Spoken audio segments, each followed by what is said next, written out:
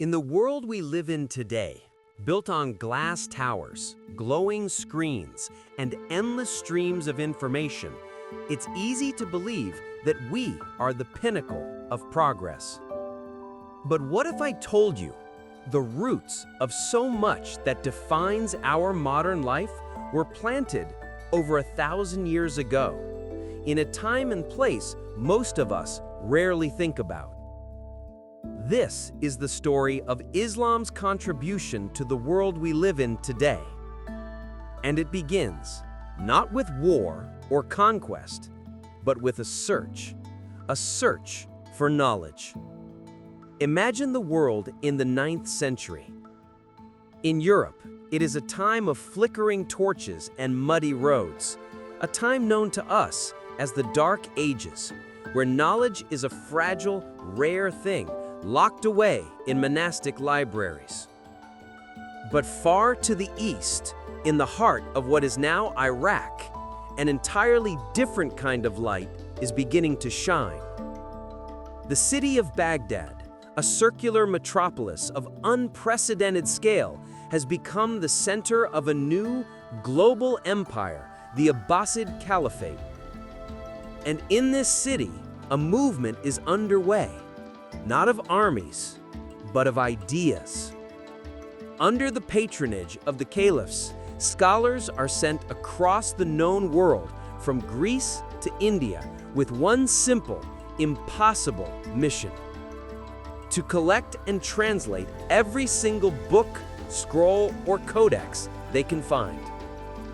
These texts, from the lost wisdom of the ancient Greeks to the mathematical insights of the Indians, are brought to a legendary institution at the heart of the city, the House of Wisdom. This was not a quiet, dusty library. It was a bustling, living organism, a factory of thought where ideas were not simply stored, but dissected, debated, and built upon. Imagine the scene: a Greek philosopher, a Persian astronomer, and a Christian physician hunched over the same table, arguing over a problem of physics, with a Muslim scholar writing their conclusions in a new, more efficient script. This was a place where the pursuit of truth transcended religion, language, and culture. And it was here that the foundations of our modern world were laid. Take a moment to look at your smartphone. The entire architecture of its software, the very code that allows it to function, is built on a simple, elegant idea: the algorithm. The man who gave us this gift was a Persian mathematician named Al-Khwarizmi, who worked in the House of Wisdom. He was writing about a new method for solving complex equations, a method he called algebra, meaning the reunion of broken parts. You know it as algebra. He wasn't just translating, he was creating a new language of logic and reason that could be applied to anything from land distribution to celestial movements. And his own name, Al-Khwarizmi, became the word we use today for any systematic, step-by-step process: algorithm. But Al-Khwarizmi was not alone. Another scholar, Ibn al-Haytham, was consumed by a different question: how do we see? At the time, the prevailing theory, passed down from the Greeks, was that our eyes emitted invisible rays that allowed us to perceive the world. Ibn al-Haytham didn't just accept it, he questioned it.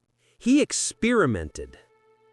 He conducted experiments with light, using a dark room with a tiny pinhole, and realized that light enters the eye, it doesn't leave it. He had just described the principle of the camera obscura, the foundational technology of photography and cinema. He was one of the first true scientists, and his work in optics laid the groundwork for everything from eyeglasses to telescopes. And then there was medicine. While Europe was still relying on bloodletting and folk remedies, the Islamic world was building the world's first true hospitals. These were not just places to die, they were sophisticated centers of healing, with separate wards for different diseases, and even dedicated wings for the mentally ill, who were treated with care and dignity, not as being possessed. One of the great figures of this time was al-Zaghrawi, a surgeon in Islamic Spain. He wrote a massive medical encyclopedia that became the surgical Bible for centuries to come. He invented over 200 surgical instruments, from scalpels to bone saws, many of which are recognizable to surgeons today. And most importantly, he pioneered the use of catgut for internal stitches, a revolutionary self-dissolving thread. It sounds simple, but think of the pain and risk it saved. No second operation to remove stitches. These were the minds and hands that built so much of the world we know. But the question remains, how did this brilliant light, this extraordinary knowledge, travel from Baghdad and Cordoba and into the European heartland?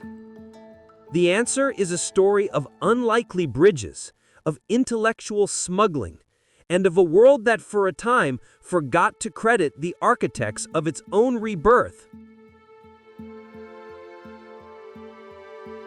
We left our story at a crossroads, in a time when the Islamic world was a beacon of knowledge, and Europe was still finding its way out of the darkness.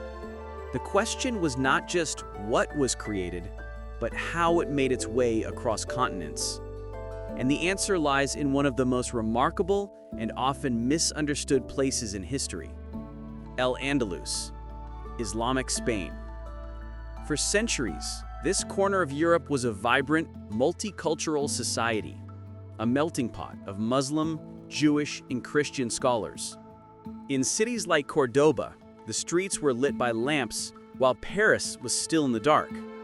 The Grand Library of Cordoba held hundreds of thousands of books, while the largest in Europe at the time had only a few hundred. This wasn't just a place of learning, it was a cultural and intellectual bridge. European scholars, hungry for knowledge, traveled to Al-Andalus to learn from their Arab counterparts.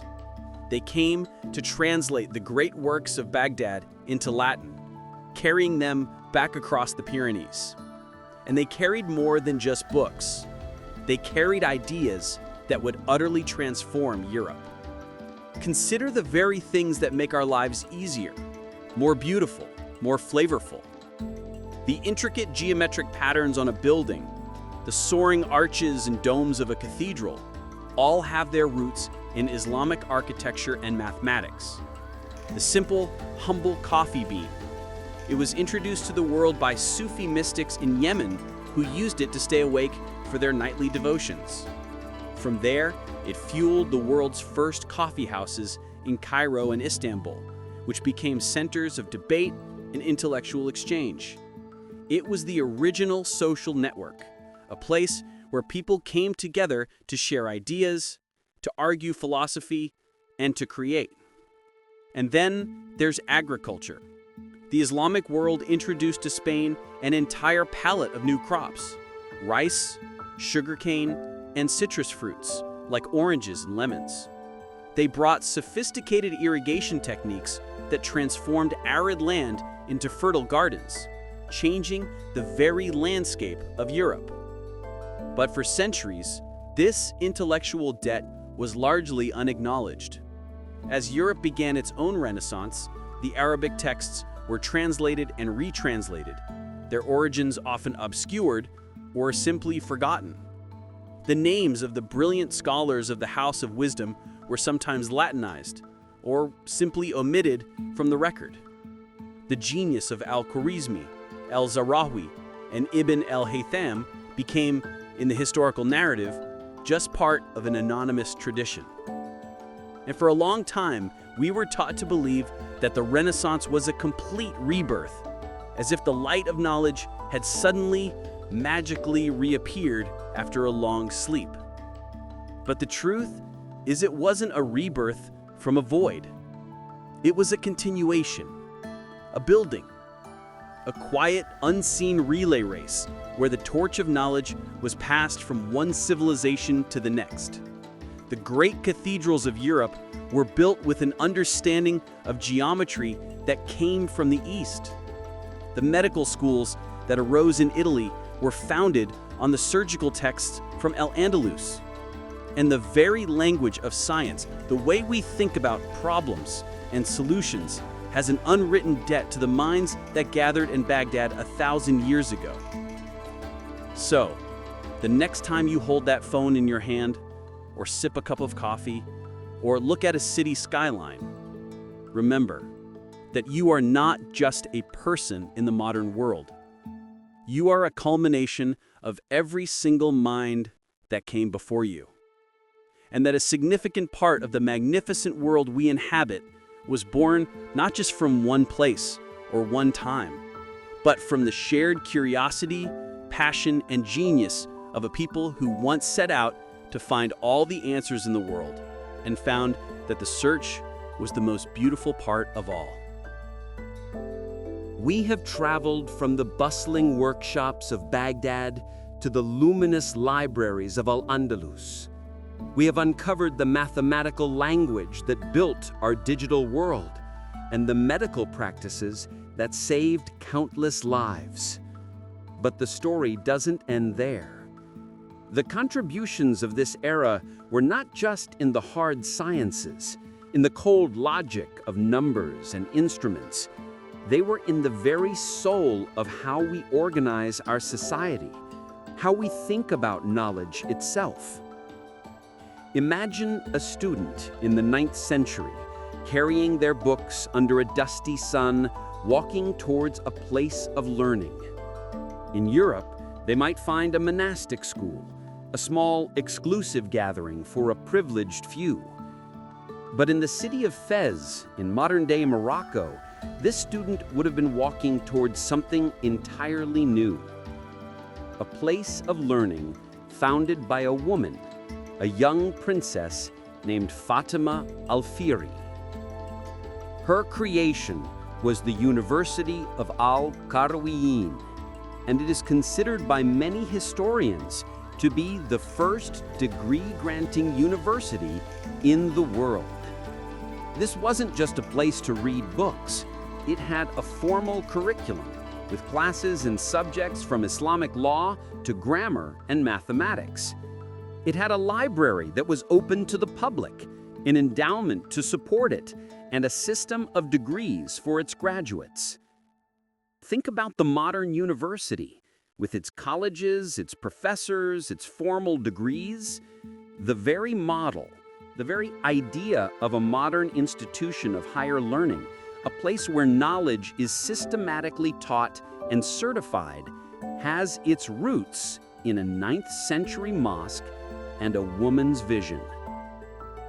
But the revolution wasn't just in the institution of learning.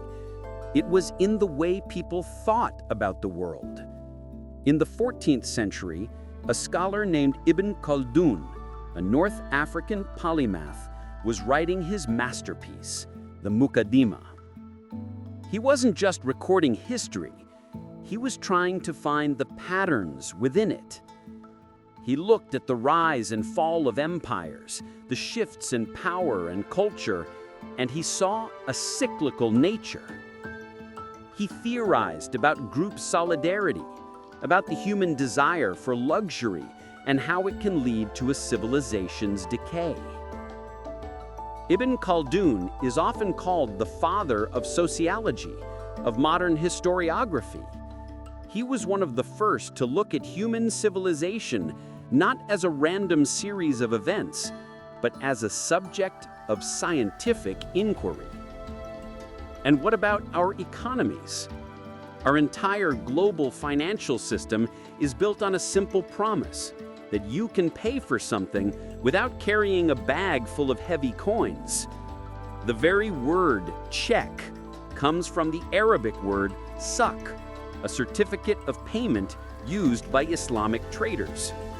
They used a sophisticated banking system, a network of credit and partnerships to facilitate the vast trade that stretched from Spain to China. From the idea of a formal university, to the systematic study of human society, to the very foundation of our financial exchanges, the legacy is everywhere. But what is the cost of forgetting? History is not a simple straight line. It is a complex, tangled web of connections. And for centuries, we have been telling ourselves a story where one civilization simply disappears into darkness, only to have its genius rediscovered by another. But the truth is, the light never went out. It was simply passed from hand to hand, from mind to mind. From the scholar in Baghdad debating the nature of light, to the translators in Toledo working tirelessly to bridge a cultural divide, to the doctors in Damascus healing and innovating with compassion. The hospitals we trust, the universities we attend, the very language of numbers we use to build everything around us, they are all echoes of a genius we often fail to recognize. So when you feel that small, quiet moment of connection to the world, when you feel the steam rising from your coffee cup or see the glowing screen of your phone, know that you are not just a product of a single culture or a single time. You are a beneficiary of a shared human journey. And the greatest contribution of all was the simple, profound idea that knowledge is not meant to be hoarded, but to be shared. That we are all better off when we build upon the work of those who came before us, and when we have the humility to look back and give them the credit they so profoundly deserve.